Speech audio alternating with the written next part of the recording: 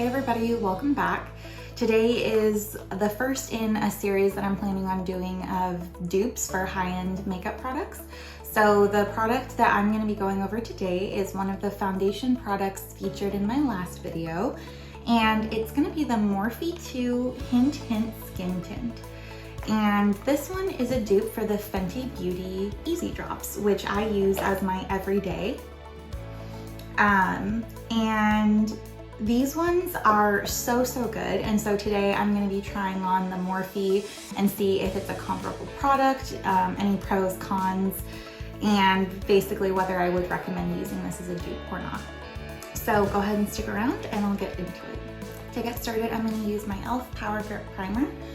I'm going to, as usual, put some on the back of my hand and then spread it all around the face by dotting the major zones, and then for me, just using my finger to kind of blend that into the skin. And I forgot to mention before I put the primer on that I had as my routine before putting on makeup, just put on face oil and sunscreen and then some lip balm. So the product that I'm mainly going to be trying on and reviewing today is the Morphe 2 Hint Hint Skin Tint, and this one is sheer to medium coverage in the shade Hint of Almond, which is supposed to be medium with neutral undertones. I did try this at Ulta, and so I hope it's a good match for my skin tone. This is what the bottle looks like.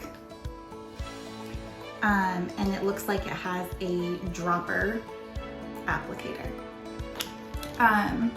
So in a recent foundation video that I watched, the YouTuber had said basically to just apply makeup on the back of your hand always, instead of going straight into a brush or directly on the face. And I think her theory is that you need to warm up the product a little bit.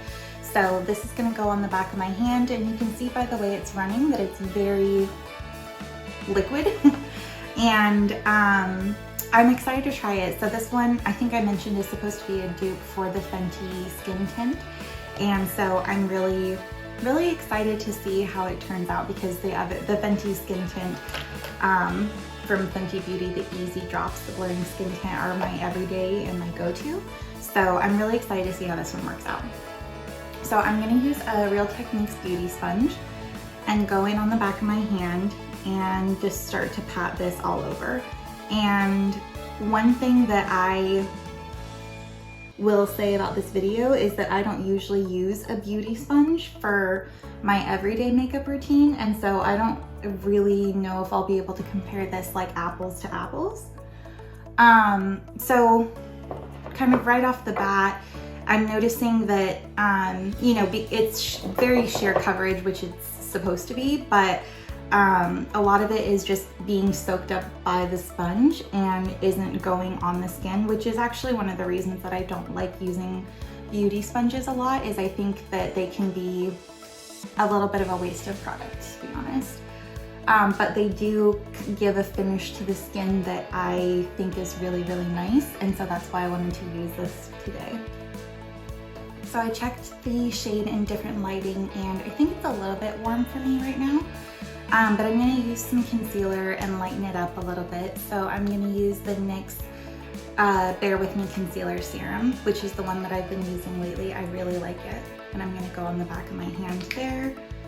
And I'm going to use my ring finger to dot very lightly, minimal product in the areas where I want to see that coverage.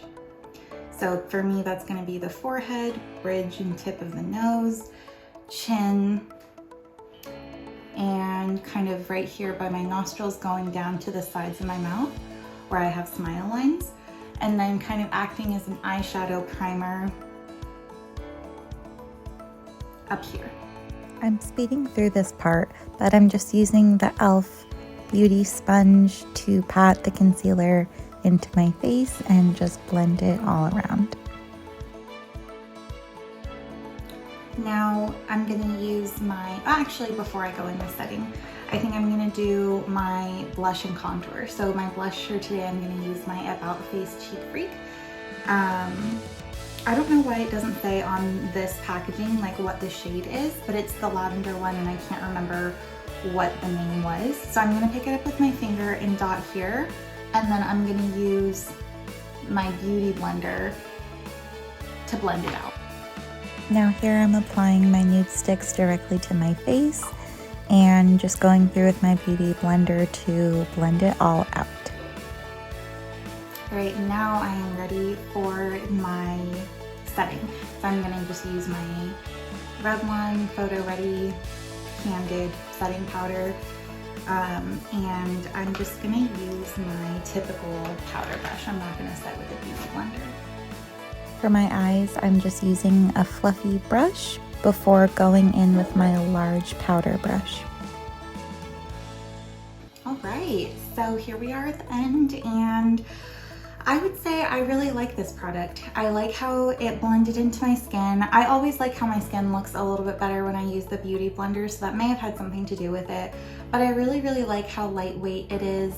The packaging does advertise sheer to medium coverage, and I don't see the medium coverage coming into play. Honestly, I would describe it as sheer coverage. So some of the claims I'm not really sure about. So one, it claims to last for up to 16 hours. I am not gonna wear it for 16 hours to check it out, but I am pretty skeptical of that because it's a very liquidy, runny product, and I could see it kind of sliding all over the place even though I did set it with powder. So kind of along those lines, water resistant, sweat resistant, and transfer resistant.